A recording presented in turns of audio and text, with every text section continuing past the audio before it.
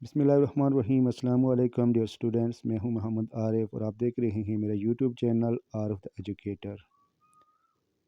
यहाँ एक रिक्वेस्ट अपने तलबे इल्म से कि मेरे चैनल को सब्सक्राइब कीजिए और इसे शेयर कीजिए अपने फ्रेंड एंड फैमिली के साथ। अगर ये आपको पसंद आए तो लाइक कीजिए, अगर ना पसंद आए तो डिसलाइक के बटन को प्रेस कीजिए।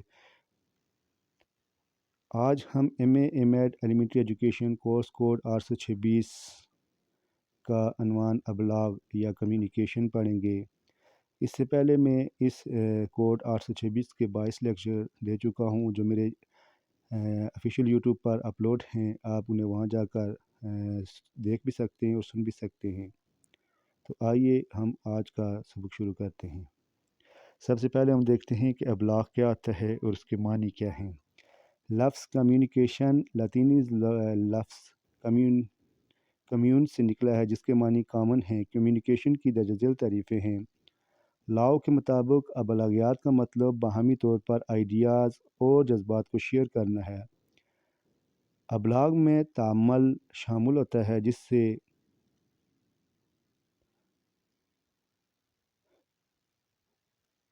जिससे लवाज की हौसला अफजाई होती है। ये अफराद को फ़ीडबैक मुहैया करता है जिससे ख़यालात में तब्दीली पैदा होती है। अबलाग से मुराद ये उस वक़्त जज्बात शेयर करने का अमल है। ये आम नारा न बन जाए। मुअस्सर अबलागियात दो तरफ़ा होती है, यानी इसमें तामुल और फ़ीडबैक शामिल होते हैं। मुख्तसर कम्युनिकेशन अमल है मालूमात की फराहमी का, ख़यालात के तबादले का, दूसरों से आइडिया शेयर करने का। तदरीसी अबलाग का मतलब है तालीम देते वक्त बच्चों को अपनी बात पूरी तरह पहुँचाना, समझाना। बाहमी राब्ते का सबसे बड़ा ज़रिया ज़ुबान का इस्तेमाल है। इसलिए उस्ताद कोई भी तदरीसी हिकमत अमली इख्तियार करे या तरीक़ा तदरीस का इंतखाब करे, इसमें उस्ताद और तालिब इल्म का ज़ुबान के बारे में बड़ा अहम किरदार अदा करता है, क्योंकि ज़ुबान से और अल्फाज के ज़रिए ही हम तालिब इल्म को पढ़ाते हैं और उनकी मदद से वो उससे मुतल्लिक़ अपने मसाइल के हल में उस्ताद से मदद लेते हैं। गर्ज ये कि ज़ुबान को तदरीसी अबलाग में एक बुनियादी हैसियत हासिल है जिसके बगैर तदरीस का काम तसल्ली बख्श तौर से सरअंजाम नहीं हो पाता। इसके बाद समात। समात का लफ्ज़ी मतलब है सुनना। बोलने वालों की बात को सुनना भी एक फ़न है। चनाचे उस्ताद के लिए ज़रूरी है कि वह तदरीस को कामयाब बनाने के लिए बच्चों को बात गौर से सुनने की आदत डाले। बच्चों को इसकी राय की तरबियत दी जाए कि जब उनसे कोई बात कर रहा हो तो उस तरह पूरी तवज्जो दें और उस वक्त तक उधर उधर की बातों पर कान न धरें। बच्चों को इस बात की इजाज़त होनी चाहिए कि अगर सुनते वक्त किसी बात का पूरी तरह पता नहीं चल रहा तो वो उसे दोबारा पूछ लें। बल्कि उस्ताद का फ़र्ज़ है कि वो बच्चों को पढ़ाते वक्त मुनासिब रफ्तार से बोले। तहकीकात से पता चला है कि छोटे बच्चे में पूरी तवज्जो से सुनने की सलाहियत अभी पूरी तरह पुख्ता नहीं होती। इसलिए उस्ताद को ठहर ठहर कर छोटे छोटे जुमले बनाकर बोलना चाहिए ताकि तलबा को सुनने में किसी किस्म की वक़्त का सामना न करना पड़े। आप बच्चों को जितने बेहतर तरीके से सुनने की आदत डालेंगे, इतने ही उनका ताल्लुम बेहतर और पुख्ता होगा। इसके बाद है तकल्लम। तकल्लम का लफ्ज़ कलाम से निकला है जिसके मानी बोलना या बातचीत करना है। ज़ाहिर है कि तदरीस में सिर्फ सुनने से ही काम नहीं चलता बल्कि दो तरफ़ा बातचीत भी ज़रूरी है। इस लिहाज से तदरीसी महारतों के ज़िम्न में ये भी ज़रूरी है कि आप बच्चों को बोलने की भी तरबियत दें। छोटे बच्चे से लंबे लंबे फ़िक़रात बोलने की तवक्को नहीं की जा सकती। इसलिए उस्ताद को चाहिए कि वो बच्चों को पढ़ाते वक़्त या सवाल करते वक़्त छोटे छोटे वे फ़िक़रात इस्तेमाल करें। इससे बच्चा उन्हें बआसानी के साथ सुनकर समझ लेगा और फिर ख़ुद भी आसानी के साथ छोटे फ़िक़रात में अपना माफ़िल ज़मीर अदा कर सकेगा। बच्चा अगर बोलने में थोड़ी सी गलती भी करे तो उस्ताद फ़ौरी तौर पर उसकी बात काट कर उसे नहीं समझाना चाहिए। इससे बच्चे के तकल्लुम पर बुरे असरात पड़ने का खदशा होता है। उस्ताद को चाहिए कि उसकी जमात की सतह के लिहाज से उसे तवक्को रखे। उसमें बोल चाल की किसी कदर महारत की ज़रूरत होनी चाहिए। तकल्लुम ही की बदौलत इंसान एक दूसरे से राब्ता पैदा करता है और अपने दिल की बात बयान कर सकता है। इसलिए उस्ताद को तलबा में यह सलाहियत पूरी तरह पैदा करना चाहिए ताकि बच्चे इस सतह से नीचे न रहें। फिर है ख्वानदगी। ख्वानदगी का मतलब है पढ़ने की सलाहियत। तदरीस में समात तकल्लुम के बाद ख्वानदगी का नंबर आता है। जैसे जैसे बच्चे की उम्र और तलीमी सतह बुलंद होती जाती है वो ख़ुद भी दरसी मवाद को पढ़ कर इल्म हासिल करना चाहता है। चनाचे उस्ताद का फ़र्ज़ है कि वो तालिब इल्म को इस मकसद के लिए तैयार करे। वो उस्ताद से पढ़ने के बाद अकेले में दरसी कुतुब को पढ़ने के लिए तैयार हो। बच्चा अगर अकेले में भी दरसी कुतुब से कुछ पढ़ रहा है तो उससे भी तदरीस के मकासद के असूल में मदद मिलती है। इसलिए उस्ताद को चाहिए कि वो उनकी दरसी कुतुब के अलावा उन्हें लाइब्रेरी में से भी छोटे छोटे दिलचस्प किताबें और कहानियाँ पढ़ने के लिए तैयार करे چنانچہ اگر طلبہ خود کتابوں کی مدد سے پڑھنے کی صلاحیت اپنے اندر پیدا کر لیتے ہیں تو اس سے استاد کے لیے بہت سی آسانیاں پیدا ہو جاتی ہیں اور یوں ان کے تدریسی مقاصد کے اصول کی راہ بھی ہموار ہو جاتی ہے۔ پھر ہے لکھنا۔ پڑھائی کے ساتھ لکھنے کی صلاحیت بھی تعلیم و تدریس کے لیے ایک اہم مقام رکھتی ہے۔ اس لیے استاد کو چاہیے کہ وہ اس مہارت کی طرف بھی خصوصی توجہ دے اور طالب علم اپنے سبق کے علاوہ باقی چیزوں کو بھی لکھنے کی صلاحیت پیدا کرے۔ اصل بات تو یہ ہے کہ جوں جوں طلباء کی تعلیمی سطح بلند ہوتی جاتی ہے، امتحانات میں لکھنے کی صلاحیت ہی سب سے زیادہ فائدہ دیتی ہے۔ چنانچہ استاد طالب علم کی خوش خطی اور لکھنے کے دوسرے لوازمات کی طرف بھی شروع سے ہی توجہ دینی چاہیے۔ ابلاغ کے مقاصد۔ اب ہم دیکھتے ہیں کہ یہ جو ابلاغ ہے یا کمیونیکیشن میتھڈ آف ٹیچنگ ہے، اس کے مقاصد کیا ہیں؟ Objective of communication.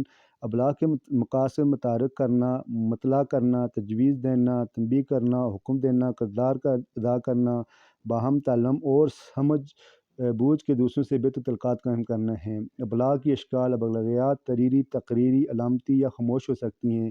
اس کو زبانی یا غیر زبانی گروہ میں تقسیم کیا جا سکتا ہے۔ تعلم کے لیے ابلاغ۔ ماہر ابلاغیات کے مطابق ابلاغیات کے کم از کم 4 اہم عنصر ہیں: ذرائع، پیغام، چینل، منزل مقصود۔ یہ عناصر انسانی اور میکینیکل دونوں ابلاغ کے لیے استعمال ہو سکتے ہیں۔ تعلم کا تعلق ذاتی اور انسانی ابلاغ سے ہے۔ اس تناظر میں ایک تنظیم یا فرد براہ راست کسی ایک فرد یا بہت سے افراد کی طرف سے موصول کردہ پیغام کا جواب دے سکتا ہے۔ جواب زبانی، تقریری یا تحریری علامات یا ہاتھ کے بنائے ہوئے خاکے، فوٹوگراف، تصویر کی شکل میں ہو سکتے ہیں۔ ذرائع 2 قسم کے ہوتے ہیں: رمزکار اور رمز شناس۔ پیغام یا سبق کی پیشکش ابلاغ ہے، لیکن اسی صورت میں مؤثر ہے جب تعلم کی طرف رہنمائی کرے۔ مثال کے طور پر استاد دنیا لفظ پڑھاتا ہے، طالب علم اس لفظ کے درست ہجے دہراتا ہے، لیکن اسے موقع ماحول کی مناسبت سے آن و مزگی میں اس کا استعمال کرنا چاہیے۔ صحیح تعلم اس وقت تک نہیں ہو سکتا جب تک تدریس کو ابلاغ کا فن نہ سمجھایا جائے۔ تعلم کے اصول، لرننگ پرنسپلز۔ تعلم سے مراد کردار میں تبدیلی ہے۔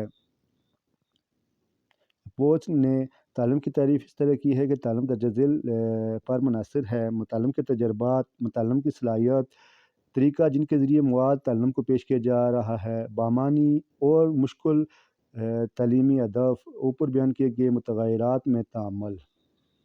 تدریسی ابلاغ کی مہارتیں۔ تدریسی ابلاغ کا مطلب یہ ہے تعلیم دیتے وقت بچوں کو اپنی بات پوری طرح پہچاننا یا سمجھانا۔ باہمی رابطے کا سب سے بڑا ذریعہ زبان کا استعمال ہے، اس لیے استاد بھی تدریسی حکمت عملی اختیار کرے یا طریقہ تدریس کا انتخاب کرے۔ اس میں استاد اور طلباء کا زبان کے بارے میں علم بڑا اہم کردار ادا کرتا ہے، کیونکہ زبان سے اور الفاظ کے ذریعے ہی ہم طلباء کو پڑھاتے ہیں اور ان کی مدد سے وہ اس کے متعلق اپنے مسائل کے حل استاد سے مدد لیتے ہیں۔ غرض زبان کا تدریسی ابلاغ میں ایک بنیادی حیثیت حاصل ہے جس کے بغیر تدریس کا کام تسلی بخش طریقے سے سر انجام نہیں ہو پاتا۔ ابلاغ کی اقسام۔ Type of communication.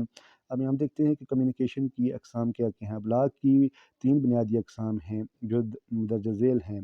بالمشافہ ابلاغ، فیس ٹو فیس کمیونیکیشن، اسے سپیکنگ لسننگ ابلاغ بھی کہتے ہیں۔ اس قسم میں ابلاغ براہ راست اور بالمشافہ ہوتا ہے، جسے لیکچر سننا۔ اس قسم کے ابلاغ کی اہم خاصیت بصری رابطہ، آئز کانٹیکٹ ہے۔ اس قسم کا ابلاغ بہت مؤثر ہوتا ہے کیونکہ اس میں سننے والا سوال پوچھ سکتا ہے، ابہام کلیئر کر سکتا ہے اور جذباتی تسکین حاصل کر سکتا ہے۔ اس وجہ سے اسے بین الشخصی ابلاغ بھی کہتے ہیں۔ Writing reading communication. اس قسم میں رمز شناس طبی طور پر ہر وقت رمزکار سے علیحدہ ہوتا ہے، یہاں تک رمز شناس کے جذبات سے لطف اندوز ہونے کے قابل ہو سکتا ہے، تاہم اس کی خامی یہ ہے کہ اچانک پیدا ہونے والے ابہام کی وضاحت نہیں ہو سکتی۔ نتیجتاً رمزکار اور رمز شناس دونوں کے چہرے کے تاثرات ایک دوسرے سے پوشیدہ رہتے ہیں۔ اس قسم کا ابلاغ اخبار نویسی، میگزین اور کتاب کے مطالعے کے دوران ہوتا ہے۔ پھر ہے بصری مشاہداتی ابلاغ۔ اس قسم کے ابلاغ میں فرد طبی طور پر ابلاغ سے علیحدہ ہوتا ہے اور فلم یا ٹیلی ویژن دیکھ کر جذبات محسوس کر رہا ہوتا ہے۔ معاصر ابلاغ کو متاثر کرنے والے عناصر۔ ابلاغ ناکام ہونا درجہ ذیل وجوہات ہوتی ہیں: جب حقائق مختلف معاشی معاشرتی پس منظر کی عکاسی کریں، جب رمزکار کے لیے ابلاغ کو سمجھنا بہت مشکل ہو، جب رمز شناس کی آواز اظہار محدود کر دے، رمزکار اور رمز شناس کے دوران جذبات و خیالات سے شیئر کرنے کا فقدان ہو۔ ذاتی صلاحیتوں اور تدریسی انداز کی نشو و نما۔ لاؤمین کے مطابق ایسے بہت سے طریقے ہیں جن کے ذریعے استاد طلباء کے ساتھ القاعد قائم کر سکتے ہیں، جن سے طلباء میں حصول علم کا جذبہ پیدا ہوگا۔ طلباء کے ساتھ ذاتی تعلق قائم کرنا، طلباء سے مستقل فیڈ بیک حاصل کرنا، طلباء میں جذبہ پیدا کرنا کہ مؤثر کلاس روم لیڈرشپ کے ذریعے تعلیم حاصل کرے، چند مخصوص طلباء پر انفرادی توجہ ظاہر کرنا، طلباء کے ساتھ ذاتی تعلق قائم کرنا۔ طلباء کے ساتھ ذاتی تعلق بنانے کا آسان ترین طریقہ یہ ہے کہ طلباء کے نام یاد کر لیں۔ ہر طالب علم کو اس کے نام کے ساتھ پکارنے کا یہ اثر ہوتا ہے کہ استاد اور طالب علم کے درمیان براہ راست تعلق قائم ہو جاتا ہے۔ کلاس روم میں پڑھانے کے دوران بصری رابطہ، آئی کنٹیکٹ انتہائی اہمیت کا عمل ہوتا ہے، اور اس کے ذریعے سے بہت سے طلباء کے ساتھ بالکل اسی طرح براہ راست تعلق و رشتہ قائم ہو جاتا ہے جس طرح نام اور چہرہ یاد کرنے سے ہوتا ہے۔ طلباء کے ساتھ رابطہ اور تعلق قائم کرنے کا ایک اور طریقہ یہ ہے کہ ہمیشہ کلاس روم میں 5 منٹ قبل آئیں، خاص طور پر پہلی کلاس میٹنگ میں۔ اس کا فائدہ یہ ہوتا ہے کہ کلاس میں طلباء پڑھائی بھی وقت پر شروع ہو جاتی ہے، کچھ دیر پہلے آنے سے باعث طلباء کے ساتھ گپ شپ لگانے کا وقت بھی مل جاتا ہے۔ اس طرح اختتام پر کچھ وقت کلاس میں ٹھہرنا طلباء سے تعلق قائم کرنے میں معاون ثابت ہوتا ہے، اور تھوڑی دیر قبل پڑھائے گئے نفس مضمون پر بحث کرنے کا موقع بھی میسر آ جاتا ہے۔ طلباء سے تفصیلی فیڈ بیک حاصل کرنا، طلباء کو یہ موقع فراہم کرنا کہ وہ اپنی بات کہہ سکے اور اس دوران انہیں انہماک سے سنیں۔ ذاتی تعلق قائم کرنے کے لیے آپس میں ڈائلاگ اور دو طرفہ ابلاغ ضروری ہے، لہٰذا ہر وہ تدریس طریقہ جس میں طالب علم کے ابلاغ کی حوصلہ افزائی کی جائے ذاتی تعلقات قائم کرنے میں مددگار ہے۔ معلوم ہونا چاہیے کہ کب نفس مضمون کی وضاحت کرنی ہے اور کب طالب علم کی جذباتی سہارا دے کر اس کے مسائل کو حل کرنا کی مدد کرنی ہے۔ استاد کو کلاس روم کے ماحول کو کنٹرول کرنا چاہیے اور طلباء کو پڑھائی پر توجہ دینے کے لیے تحریک دینا چاہیے۔ طلباء اس استاد کی بات کا زیادہ اثر قبول کرتے ہیں جس پر انہیں یقین ہو کہ ان کے فائدہ مند ہے، لیکن اس کے باوجود استاد کو مؤثر طریقے سے کلاس کی قیادت کرنا چاہیے۔ بالاواسطہ کلاس روم لیڈرشپ،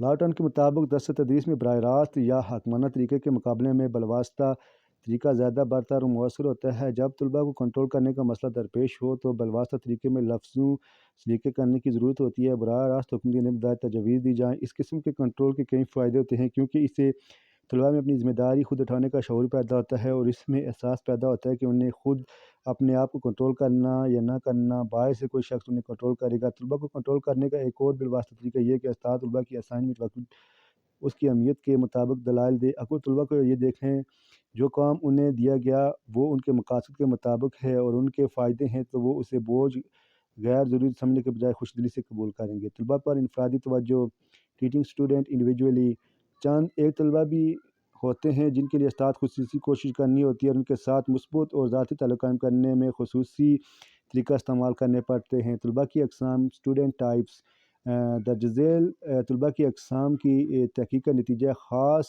قسم کے طلباء وہ ہوتے ہیں جو استاد کے تابع روایتی اور بڑے مقصد پیش نظر رکھتے والے ہوتے ہیں۔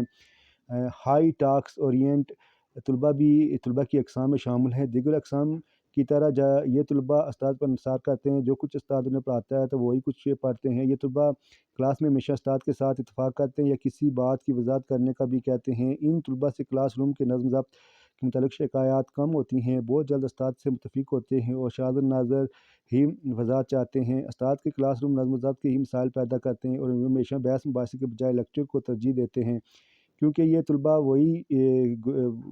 وہی کرتے ہیں جو انہیں کہا جاتا ہے، لہٰذا امتحان میں بھی اچھی کارکردگی کا مظاہرہ کرتے ہیں، لیکن یہ بہت کم آزادانہ تخلیقی صلاحیتوں کا مظاہرہ کرتے ہیں۔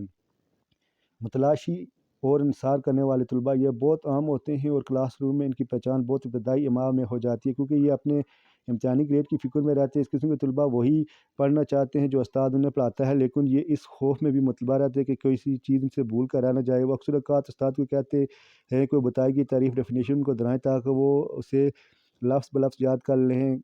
طلباء استاد پر انحصار کرنے کے ساتھ ساتھ اعتماد بھی کرتے ہیں، لہٰذا ان کا خیال ہوتا ہے کہ جو گریڈ وہ لے رہے ہیں وہ اس کے حقدار ہیں۔ اس کے برعکس متلاشی طلباء کبھی کبھی استاد کو دھوکہ بھی دیتے ہیں اور اچھے گریڈ حاصل کرنے کے لیے ناجائز طریقہ کار بھی اختیار کرتے ہیں۔